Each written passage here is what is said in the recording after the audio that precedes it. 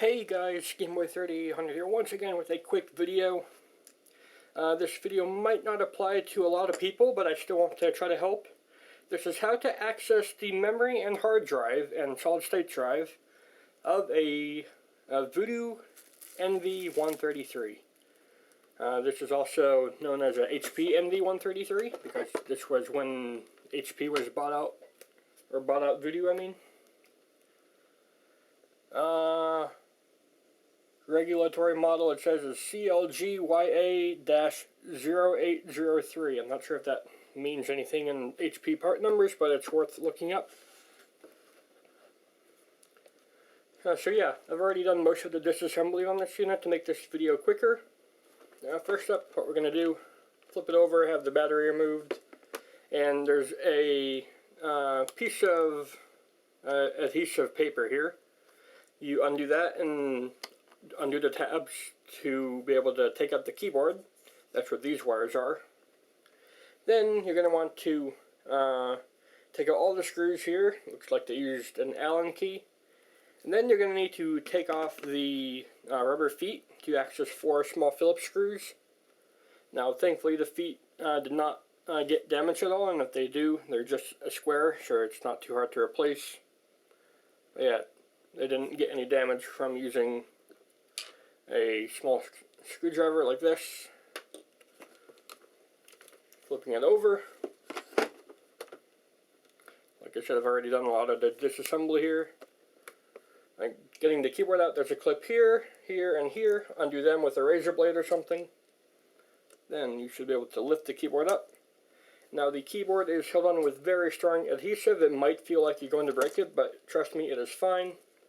The keyboard is very bendy. It's meant to do that.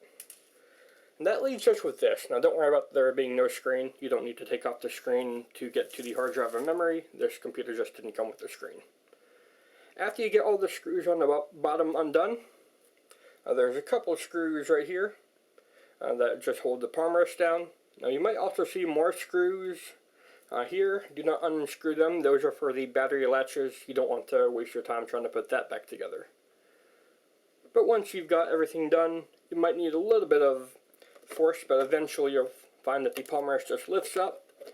The palm rest is held in with 2 wires that you just gotta very carefully undo.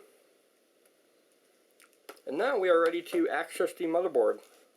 Unfortunately, we can't really access anything from this angle, so we do need to take out our screwdriver. There are some screws with triangles by them. They are the key screws, but I find that you actually need to undo a couple more. For instance, this top fan one over here.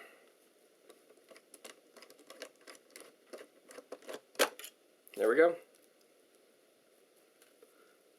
There's another one with an arrow over here. This one had the arrow blocked by some tape. And there's also, at this point, you can manage the hinges, so if they have gotten loose over the years, you can go ahead and retighten them. And see the speakers, maybe if they need cleaning. But I believe those are the only screws we needed to poke. We can, of course, go ahead and double check. Looks like we might need to undo the 2 screws by the card reader here. I'll take another stab at trying to get it out. Looks like that's what we do need to do. So there's 2 screws over here that screw in by the card reader.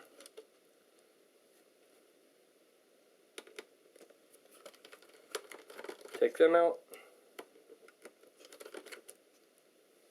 And there's also 2 screws here.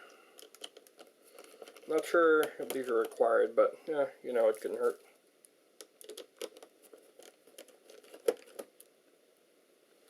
But yeah, that should be all the necessary screws to take out the motherboard.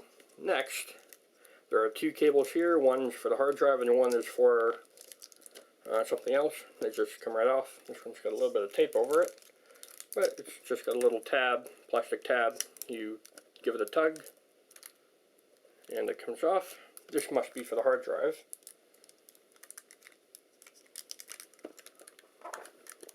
I don't know, it looks like that's what it's for anyways. doesn't really want to come off. Thankfully the motherboard is covered in special material so it won't get staticky, so you don't need to worry about handling it. Now, we should be able to safely lift up the motherboard. And we do have one more screw over here by the card reader. I will take it out. Again, there's not an arrow by it, signifying that it is a required screw, like on most other computers, but it's not too hard. And there we go. Now, the motherboard can be lifted. You don't need to undo any of the other wires. You can flip it over. And here we have access to our solid state drive, our wireless card, our memory, and our CPU heatsink fan. Now if you needed to clean this out for whatever reason, now is a great time to do so. And this uses a 40-pin ZIF drive. You can get up to 256 gigabyte Samsung or King spec models. Both would work fine, I believe. But yeah, that is how you take apart a Voodoo Envy 133. When you're done, simply flip it back over and do the reverse of what you just did. If you guys found this video at all helpful, do go ahead, leave a like, favorite, comment, share, and of course don't forget to subscribe as well. And if you are up for seeing more Voodoo Envies getting fixed up, just like this here white limited edition one, then do go ahead, hit the notification bell as well so you know when I upload a new video. Thanks, Game Boy out. I will see you guys in the future.